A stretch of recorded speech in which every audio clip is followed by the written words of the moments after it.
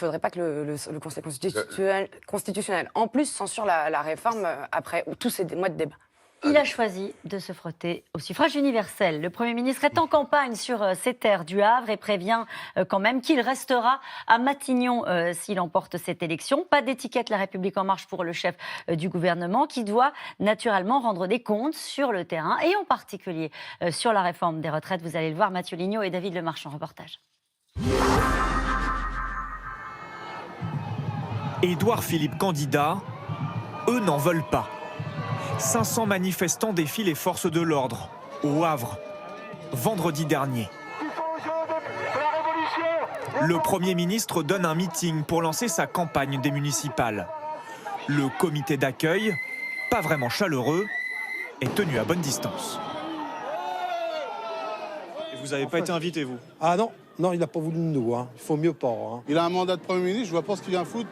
Ouais, bah alors qu'il est jamais là, quoi. C'est un peu une forme de provocation. Comment faire des réunions de quartier maintenant dans ces conditions-là? À 150 mètres à peine, les supporters de l'ancien maire, Édouard Philippe, ont attendu la fin du suspense pendant plusieurs mois. Ça n'a échappé à personne. Oui, mesdames et messieurs, je suis candidat à la mairie du Havre. Édouard Philippe, candidat de la majorité présidentielle, mais sans l'étiquette En Marche. S'il gagne, c'est Jean-Baptiste Gastine, numéro 2 et membre des Républicains, qui sera maire par intérim. Édouard Philippe, lui, restera Premier ministre. Impossible de cumuler les deux fonctions, alors Édouard Philippe, boxeur amateur, sait qu'il va prendre des coups. Ce sera une élection difficile, je le sais. Elle sera humainement difficile au sens où, vous le savez, je l'ai indiqué, je dois faire la part entre le candidat que je suis au Havre et le Premier ministre que je suis tout le temps. Mais elle sera, je le sais aussi, politiquement difficile. Parce que certains voudront faire de cette élection un test national. Édouard Philippe joue gros, mais il peut compter sur sa popularité locale. En 2014, il a été élu maire au premier tour avec 52% des voix. Il y a une pression, mais bon, les Havrais aiment Édouard Philippe. Quand il fait partie du gouvernement, automatiquement, c'est sur eux qu'on tape en premier, quoi. Donc, en plus, c'est Premier ministre, donc c'est lui qui est en tête. Alors certains opposants politiques veulent en profiter. Frédéric Groussard est tête de liste pour le Rassemblement national. Alors vous voulez être maire du Havre, pourquoi pourquoi Expliquez-moi. Pour remonter un peu la ville. Pour remonter un petit peu la ville, il va falloir faire beaucoup de choses dans cette ville-là. Avec 22% aux dernières élections européennes, son parti est arrivé en première position au Havre. Il espère améliorer ce score. Se mettre Édouard Philippe tête de liste, c'est un petit peu un plus pour nous. Parce qu'il va y avoir un vote sanction. On le sait, il y aura un vote sanction parce que les gens, certaines personnes font la différence entre le national et le local, d'autres pas. Donc je pense qu'on est même sur du 50-50, faut le savoir. Donc il va y avoir un vote sanction. Face au Rassemblement national, deux barons de la politique locale. Édouard Philippe à droite donc, et Jean-Paul Lecoq, député communiste. Ce jour-là, son équipe est en réunion de campagne. J'ai une proposition, c'est qu'à partir de la semaine prochaine, on fasse des équipes, des gens qui sont candidats sur les marchés. Parce qu'on a la liste aujourd'hui. La stratégie de Jean-Paul Lecoq, monter une liste qui mêle candidats de partis politiques de gauche et membres de la société civile. Pas d'étiquette communiste. Vu l'image que les gens ont aujourd'hui des partis politiques et des appareils surtout, le fait d'être complètement sorti de ces appareils et d'avoir une campagne avec des gens complètement nouveaux, c'est quelque chose d'excessivement positif. 3 autres listes se sont déclarées dans la course à la mairie du Havre. Une liste de gauche menée par les Verts et le Parti socialiste, une liste du Parti animaliste et une autre d'un mouvement citoyen, Vivre le Havre. Cet après-midi, le parti Les Républicains a annoncé ne pas soutenir la liste municipale d'Édouard Philippe. Ils ne soutiendront pas, mais il y aura un candidat LR face au Premier ministre. Il y a des chances. Enfin, le communiqué de cet après-midi laisse entendre qu'il y aura effectivement un candidat, ce qui est logique, puisque s'il s'oppose à Édouard Philippe, parce qu'il faut savoir que sur la liste d'Édouard Philippe, il y a énormément de Républicains, qui sont toujours encartés d'ailleurs au parti. Mais ce Alors, serait ça une va liste être sans étiquette. la sienne, oui, La elle sera sienne. sans étiquette, bien sûr. Pourquoi Édouard Philippe se présente-t-il au Havre puisqu'il ne peut pas occuper les deux fonctions en même temps? Elle est importante cette question parce que je pense que la personne qui nous la pose ce soir n'est pas la seule. Quel est l'intérêt? Qu'est-ce que va chercher le Premier ministre? Pensez à la suite. Ah oui. Quand on est à Matignon, c'est un job qui est précaire par définition. On peut du jour au lendemain être limogé ou voilà au gré d'un remaniement ou de la volonté du président de la République. Donc Édouard Philippe qui a déjà cette expérience de maire, qui a une expérience assez précieuse à mon avis au sein de la majorité par rapport à tout ce qu'on disait tout à l'heure, c'est-à-dire le manque d'expérience, le manque de contact avec les citoyens. Il va sur cette liste, il a de grandes chances de gagner et comme ça, au cas où, il a ce bastion qui est un bastion qui peut être très utile pour lui s'il veut une autre carrière politique derrière. Un Premier ministre qui va se frotter au suffrage universel, c'est bien perçu, bien reçu, à votre avis? Je ne sais pas, parce qu'il y a deux arguments. Moi, je suis d'accord avec Astrid. Il y a l'idée, j'aurai un fauteuil pour après, de conseiller municipal, pouvant me faire réélire maire. Mais il y a aussi, probablement, il y a la vérité, il y va. Et qu'il faut quand même un certain courage aussi, alors qu'il est en train de se colter la réforme des retraites, avec sans arrêt des manifs, des grèves, des obstructions parlementaires, aller au Havre, où il y a une CGT assez forte, qui déjà l'a accueilli un peu bruyamment quand il est arrivé là pour sa campagne électorale, et il va se la retrouver à tous les coins de rue. Donc c'est en même temps quand même un certain courage politique d'aller au contact avec les citoyens dans ces conditions. On ne pourra pas lui dire qu'il est déconnecté. Non, absolument. Moi, je suis incapable de juger entre, on dira, il a du courage de se frotter, comme disait Caroline, au terrain, ou alors il aura autre chose à faire de mieux, c'est-à-dire de s'occuper des retraites et de s'occuper éventuellement de ce qui a pu se passer vendredi dernier, ou s'il avait peut-être été là, il aurait mis de l'ordre très rapidement dans les choses. Mais ça, c'est aussi un moyen pour lui de se relégitimer, effectivement. Et par rapport au président de la République, qui, lui, ne peut pas, à l'intermédiaire, voir où il en est, c'est une assurance. Là, c'est une assurance. Et nous revenons maintenant à vos questions. Ce gouvernement peut-il tenir ainsi pendant encore 2 ans? De toute manière, il y aura un remaniement après les municipales. C'est déjà clair, parce que par la force des choses, vous avez quelques ministres qui vont soit faire très mauvaise figure pendant les municipales ou pour certains d'entre eux, être élus maires. Il n'y en a pas beaucoup, mais quelques-uns. Et puis S'ils perdent, ils sont débarqués du gouvernement? Oui, je pense que ça, c'est la règle. Et puis, vous avez quelques ministres qui ne sont plus tellement en cours à l'Élysée, ni à Matignon. On peut penser que le ministre de l'Agriculture, ça se passe plutôt assez difficilement.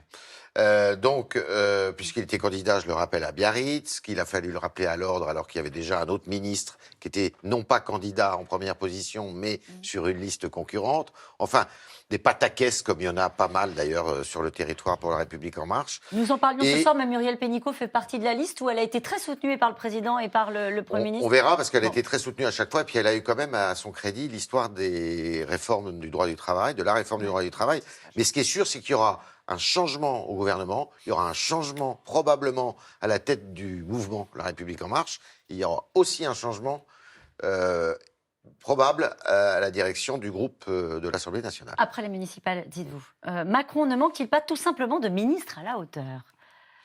En tout cas, de ministres qui ont plus de poids politique, ça c'est sûr qu'il en manque.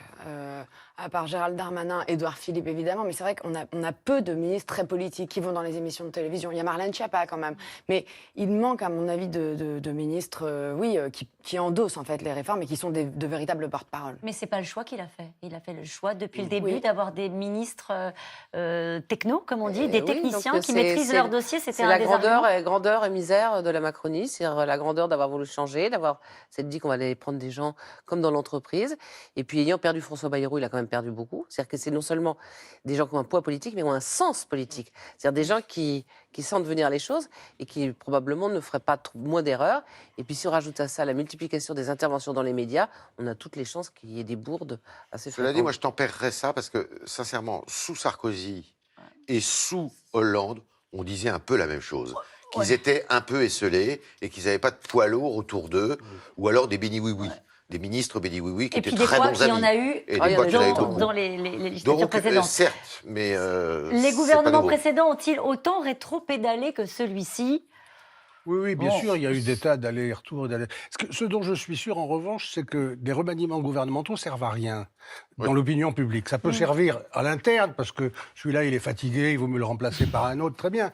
Mais ça ne sert ni à rajouter des politiques, parce que si on les avait, on les a pas, donc ça ne changera rien, on les aurait mis, oui. Et puis ça ne changera rien non plus, parce que si c'est le même Premier ministre, c'est ça qu'on voit. Et donc si ça reste le même Premier ministre, regardez Fillon. Il est resté 5 ans et sans arrêt, il y avait des émissions partout en disant il ne peut plus tenir. D'autant qu'à l'époque, en plus, entre lui et le président de la République, ça cognait de temps en temps. Là, c'est même pas le cas, donc je ne vois pas de raison.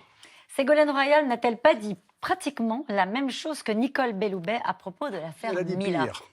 Elle a dit pire. Ah oui, elle a dit pire, parce qu'elle s'est prononcée carrément contre les propos de Mila, sans lui le reconnaître la moindre circonstance atténuante. Elle l'a enfoncé, et du point de vue du droit, de façon absolument scandaleuse, puisqu'elle a mis ce qu'avait dit Mila sur le même plan que les gens qui insulteraient leurs parents, leurs enfants ou leurs cousines. Or, c'est pas du tout une attaque contre des personnes, mais contre une religion. Donc là, Ségolène Royal, elle est parfois bien inspirée, mais elle aussi, de temps en temps, elle devrait peut-être se taire. La République En Marche s'affole-t-elle un peu à l'approche des municipales? Ah oui, je pense qu'il y a une grande inquiétude, peut-être pas des quelques-uns qui sont très expérimentés et qui, après tout, des élections intermédiaires pour un pouvoir exécutif. C'est toujours mauvais. Et pour une majorité, c'est rarement bon, on va dire. C'est même parfois catastrophique. Je vous renvoie à 83, à d'autres 77, sous Giscard d'Estaing, ça a été terrible. Bon, mais justement, par le manque d'expérience, peut-être que la faculté d'encaissement, si jamais ça se passe pas bien, et puis il faut dire aussi une chose, c'est que c'est la première fois qu'on a une formation de la majorité présidentielle qui a aucun enracinement local, qui part de rien, en fait. Elle a en plus très peu de candidats.